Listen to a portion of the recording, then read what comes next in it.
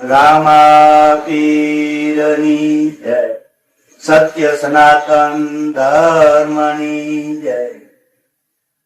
તારીખ 29 અને બુધવાર અને 2026 29 તારીખે ગુરુ પૂર્ણિમા આવે છે. ગુરુ નું માતમ આપણે જેટલું કહીએ એટલું ઓછું. કોપે ગુરુ મીટે વિધાતા, ગુરુ જગ નહીં કોઈ ત્રાતા. ગુરુથી શ્રેષ્ઠ કોઈ નથી. પણ ગુરુને એમ ન થઈ જવું જોઈએ કે મારાથી શ્રેષ્ઠ કોઈ નથી. ગુરુ એમ કે હું કઈ નથી, હું તો એનું જાણ વાસીડું કરવા વાળો છું. એટલે કીધું છે કે કોપે ગુરુ મીટે વિધાતા, ગુરુ જગ નહીં કોઈ ત્રાતા. ગુરુથી શ્રેષ્ઠ કોઈ નથી. નારદ જયારે વિષ્ણુ ભગવાનની સભામાં જાય ત્યારે ભગવાનની હવાગત માટી ખોદી અને બહાર નાખી દે. બહારની માટી લઈ આવી અને ખાડો પૂરી નાખે.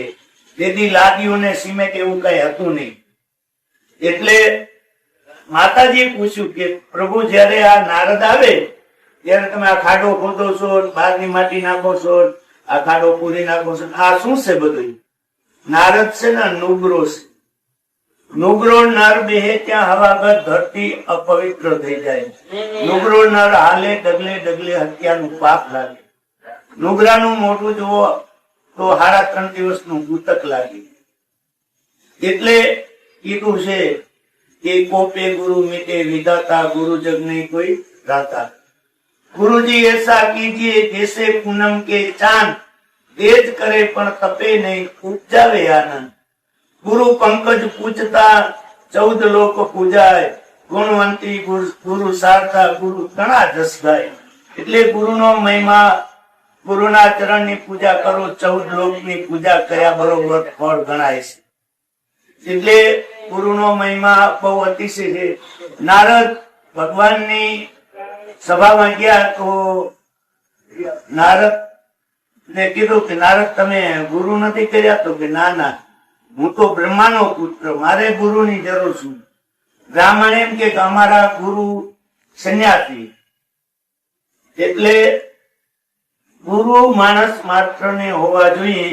કોઈના કહેવાથી ન કેવું કરવા, પોતાનો આત્મા જાગે ત્યારે કરવા.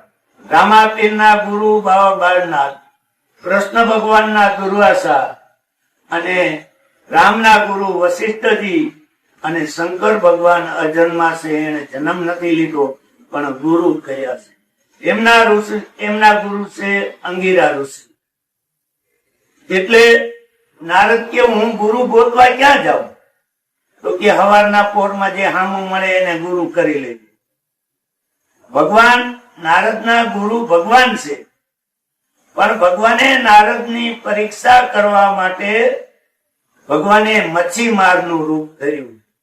એક પોતરો ખંભે મચ્છીનો અને હાથમાં 2-3 મચ્છીયું, ફાટલ તૂટલ લુગડા. નારદ કે હોય બાપલિયા કે આજ ગુરુ નથી કરવા, કાલે બીજા કરવા જે હાલીશ. નારદ ભગવાનના દ્વારમાં ગયા તો દ્વાર બંધ. અરે પ્રભુ, હર હંમેશને માટે આવું દ્વાર ખુલ્લા હોય છે ને આજે દ્વાર બંધ, એનું કારણ શું? તો તે તારા ગુરુનું અપમાન કર્યું. મેં કીધું તું તને જે ભાગરમાં હામો મળે એને ગુરુ કરી લેજે, પણ તે ગુરુ કર્યા નહીં, તે તારા ગુરુનું અપમાન કર્યું. જા, તારે 84 ભોગવવી પડશે. અરે પ્રભુ, આ 84 માંથી છૂટવા માટે તો હું આ બધું મંથન કરું છું, અને પાછી લખ 84. તું કે હા, તો આમાંથી છૂટવાનો ઉપાય શું? આમાંથી છૂટવાનો ઉપાય એક છે, તારા ગુરુ પાસે જા, તને ગુરુ બતાવશે. નારદ તો ગુરુ પાસે ગયા. નારદના ગુરુ ભગવાન છે. ભગવાન પાછા મચ્છીમારનું રૂપ લઈને બેઠા હતા, ત્યાં બેસી ગયા. નારદ આંસુડેથી ભગવાનના ચરણ ધોઈ નાખ્યા. એટલા રડ્યા, પ્રભુ તમે મારા ગુરુ છો. ભગવાને મને શ્રાપ દીધો કે તારે લખ 84 ભોગવવી પડશે. તો હવે આ લખ 84 માંથી છૂટવાનો ઉપાય શું?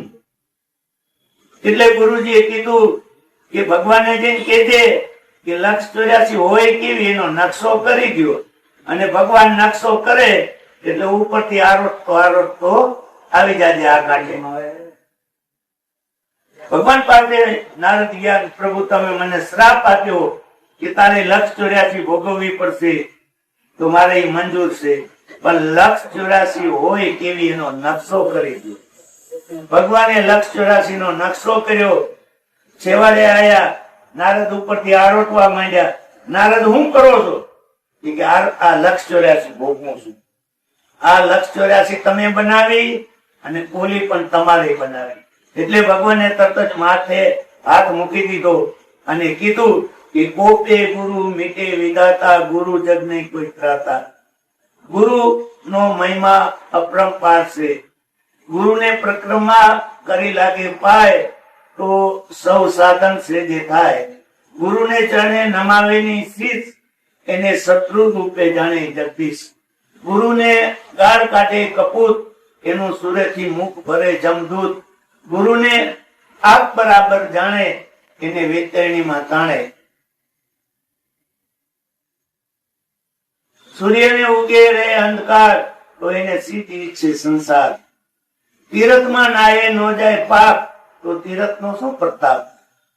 રવિને ઉગે રે અંધકાર, તો એને આપણે સીધી છે સંસાર. એટલે ગુરુનો મહિમા બહુ જ છે. ગુરુ બધાને કરવા જોઈએ. રાક્ષસો હતા જે દૈતો એ ગુરુ કર્યા છે. દૈતોના ગુરુ છે શુક્રાચાર્ય. એટલે ગુરુ માણસ માત્ર ને કરવા જોઈએ.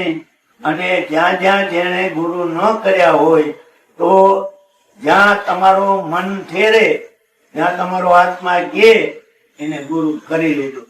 બોલો સતગુરુદેવ કી જય.